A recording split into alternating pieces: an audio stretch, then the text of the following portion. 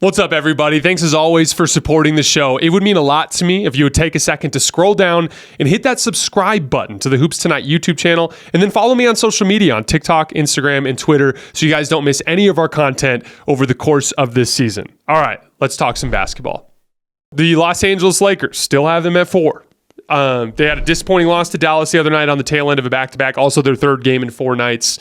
Played a significant role in my opinion. They're also missing their 2 best point of attack defenders for that game. If you're going to play Dallas, you really want your point of attack defenders, and Jared Vanderbilt and Cam Reddish, who have been the 2 best point of attack defenders for the Lakers to start the season, missed the game. So obviously tough hand of cards, but they still had a chance late and ended up losing on that Kyrie Irving game winner. But they are playing some solid basketball of late. The Lakers have won 6 of their last 8 games.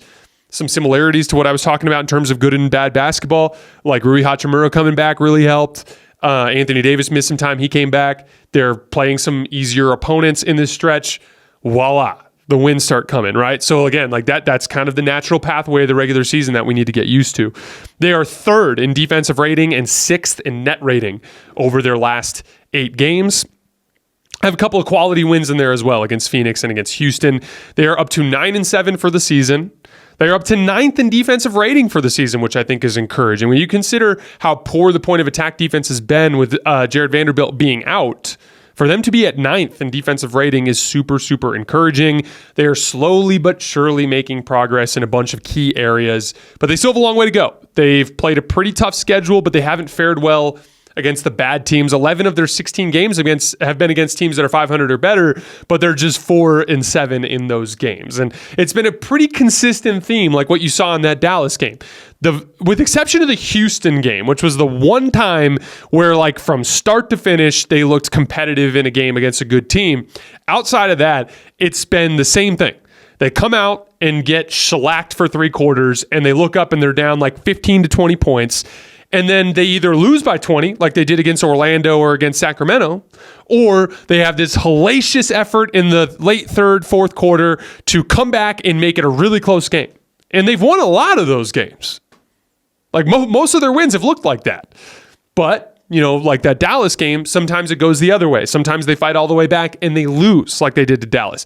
Sometimes they fight all the way back and they lose like they did to the Kings earlier in the season. And so that's been kind of their MO at this point, is whenever they play a good team, they come out lackadaisical, they come out low energy, they don't play with a lot of force, they find themselves down big, and then they just lock in and play this crazy, frightening defense, and all of a sudden it's like, holy shit, LeBron James and Anthony Davis with their perimeter players playing hard is actually kind of a pain in the ass to deal with, and they start to have some success. But I think it's a bad trend for this Lakers team that they're not taking the beginnings of games particularly seriously. This has been, again, we're not talking like 2 or 3 times. Like, we've had almost 10 games this year where the Lakers have played bizarre basketball for 2 or 3 quarters, and then suddenly they lock in the second half, and next thing you know, you're playing a tight game in crunch time. And so that's been kind of the identity of the team here early.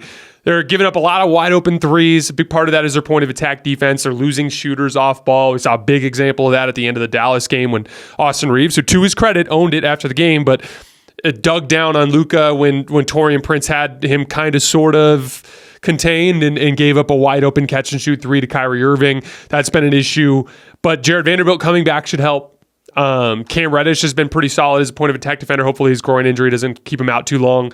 The rebounding is improving. They're 72% in defensive rebounding percentage over their last 8 games, which ranks 12th in the NBA. And again, the one thing that makes me super optimistic about this team compared to last year is LeBron James just looks incredible. And it's not about the statistics, because I know the statistics are not, incredibly standout statistics compared to what we've seen in recent years, but I think this version of LeBron James is better than any version of LeBron we saw in each of the last 2 seasons in terms of overall winning impact.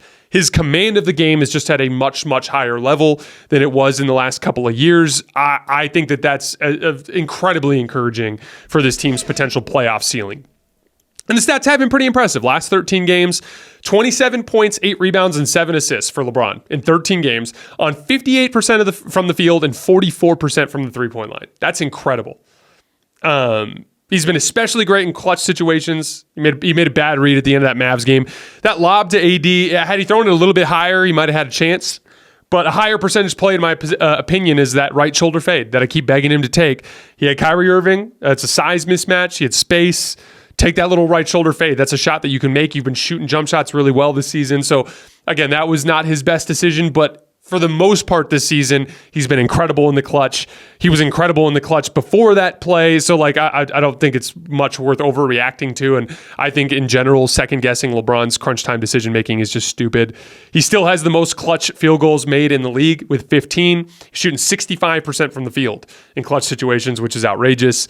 His jump shot in general this season is awesome. He's been one of the best jump shooters in the league to start this year. LeBron James' jump shot has been worth 1.18 points per shot. Out of 59 players in the NBA to attempt at least 100 jump shots, that ranks 5th. So LeBron's jump shot and how good he's been in crunch time and just how good he's been in general is a huge encouraging note, because a lot of this other stuff is fixable. Jared Vanderbilt will come back. This team is positioned to be able to make a trade to upgrade their point of attack defense. Anthony Davis is playing like shit on the offensive end of the floor since his injury. So a lot of other stuff is going to rectify itself. The Anthony Davis thing is clearly still being bothered by his hip injury. Before the injury, he scored 26 points or more in 5 consecutive games. Since the injury, he failed to score at least 26 points in 6 of the 9 games. So clearly is dealing with that. Kind of looked like he was coming out of it there. He had 27 against Houston and then 26 against Utah. But then third game in 4 nights, dealing with an injury, you're going to have a bad night in there. 10 points against Dallas, right? One thing with him, just 10 for 37 on jump shots this year. That's 0.62 points per jump shot.